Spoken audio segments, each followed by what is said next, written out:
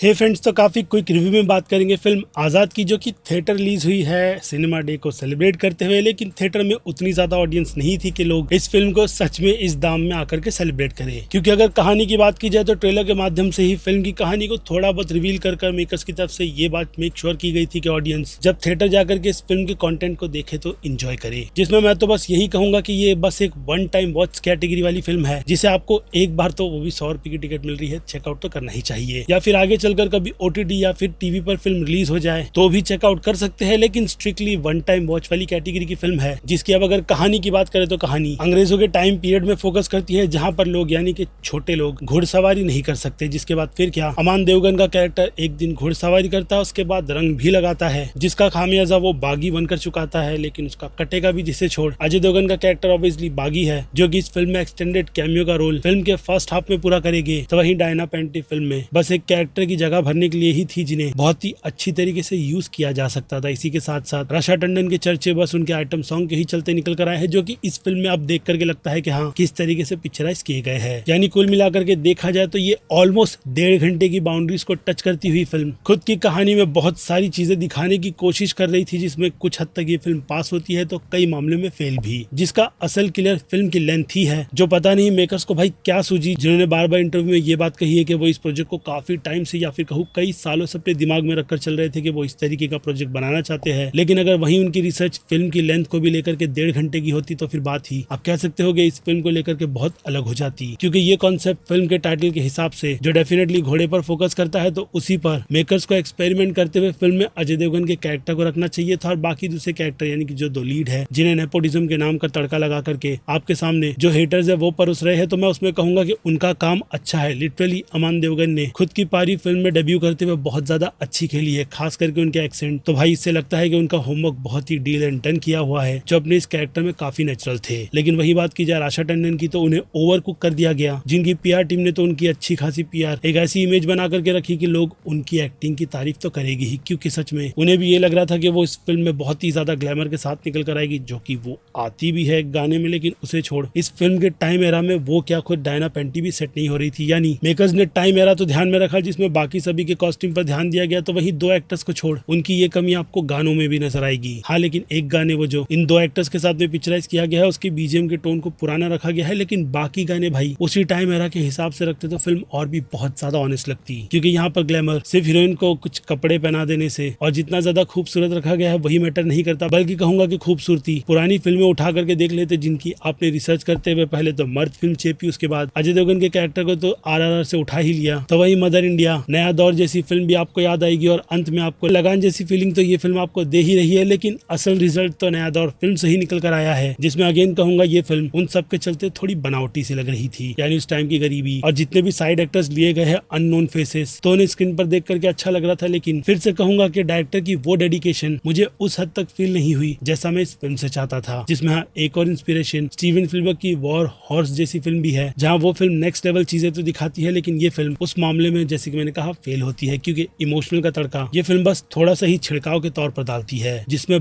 बहुत कुछ रखा जा सकता था। लेकिन खैर, अब जबकि 2 एक्टर का डेब्यू करवाना था, तो उन्हें भी फोकस में रखते हुए ये फिल्म अपनी चाल चल चुकी है। लेकिन फिर भी बाजी तो आजाद ही मारेगा, ये आपको फिल्म देख करके पता चल जाएगा। बाकी बाय द वे ये एक ऑनेस्ट रिव्यू है, जिसके अंत भला सब भला वाली सिचुएशन में ये फिल्म डगमगा जाती है, क्योंकि इतनी लंबी लेंथ कहीं ना कहीं ऑडियंस को बीच में बोर भी करवाती है। जिसमें अगेन टाइम एरा और एक्टर्स के कॉस्ट्यूम, उस इन्वायरमेंट में लोग किस तरीके के दिखते थे, उन्हें ये फिल्म बिल्कुल भी फुलफिल नहीं कर पाती। जिन सब से हटकर अब इस फिल्म को ज्यादा डिटेल में रेटिंग देने की जरूरत है नहीं, इसलिए सिंपल रेटिंग की कैटेगरी को बांटा जाए तो मास ऑडियंस इस फिल्म को वन टाइम वॉच के हिसाब से B+ की कैटेगरी में रखेगी, तो वहीं क्रिटिक्स कहीं ना कहीं इस फिल्म को थोड़ा बहुत तो धोने ही वाले हैं। यानी उनकी नजर में ये फिल्म B की कैटेगरी की बनती है, तो वहीं अपनी सहमति उस लेवल की रखते हुए मैं इस फिल्म को B की कैटेगरी में रखूंगा, और आपसे कहूंगा कि आप इस फिल्म को डेफिनेटली वन टाइम वॉच तो देख ही सकते हो, जिसे देखने के बाद आप ये नहीं कहोगे कि आपने अपना समय बर्बाद किया। बाकी खैर, ये तो मेरा पर्सनल ओपिनियन था फिल्म आजाद को लेकर के, जिस बारे में अब आप अपनी राय मुझे कमेंट में लिखकर बताइएगा। बाकी फिर क्या, मैं हूं Aziz, movie talk show channel like share subscribe भूलना मत भूलूंगा। जल्दी दूसरी किसी वीडियो में, टिल देन